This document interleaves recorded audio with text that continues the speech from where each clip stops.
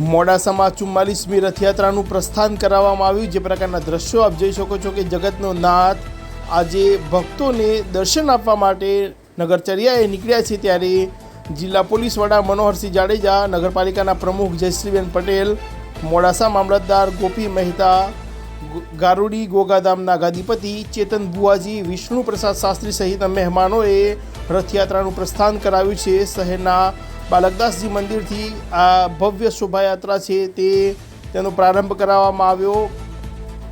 ભગવાન જગન્નાથ, ભાઈ બલરામ અને બહેન સુભદ્રા સાથે એક જ રથમાં બિરાજમાન થઈને જે ભગવાન છે તે નગરચર્યાએ નીકળ્યા છે। ભક્તોને દર્શન આપવા માટે ખુદ આજે ભગવાન શહેરના રાજમાર્ગો પર નીકળી રહ્યા છે। ત્યારે મોટી સંખ્યામાં ભક્તો છે તે પણ રથયાત્રામાં જોડાયા છે।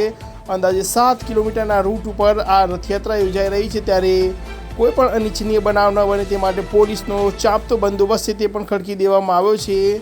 જે પ્રકારના દ્રશ્યો આપ જોઈ શકો છો કે અતિ ઉત્સાહનો માહોલ જોવા મળી રહ્યો છે। ભગવાન જગન્નાથની એક ઝલક જોવા માટે ભક્તો આતુર બન્યા છે। ત્યારે આજે રથયાત્રા ઉત્સવ સમિતિ દ્વારા પણ વિશેષ જે આયોજન છે તે કરવામાં આવ્યું છે। તો ભક્તોને મગ અને જાંબુનો જે પ્રસાદ છે તે પણ આપવામાં આવી રહ્યો છે।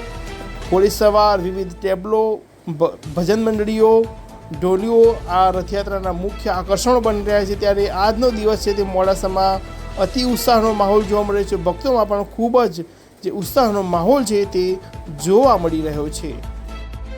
અત્યારે મોડાસા શહેરની રથયાત્રાનું પ્રસ્થાન હમણાં જ થયું છે। ટોટલ અમે 500 પોલીસ અને અન્ય હોમગાર્ડ અને જીઆરડીના જવાનો સાથે બંદોબસ્ત કરી રહ્યા છીએ। આ ઉપરાંત જિલ્લાના અન્ય ભાગોમાં જ્યાં જ્યાં રથયાત્રા છે ત્યાં પૂરતો બંદોબસ્ત રાખવામાં આવ્યો છે। બંદોબસ્ત ઉપરાંત અમારી પાસે અહીંયા સીસીટીવીનું નેટવર્ક છે। પ્રાઇવેટ સીસીટીવી પણ અમે એની સાથે જોડાણ કર્યું છે।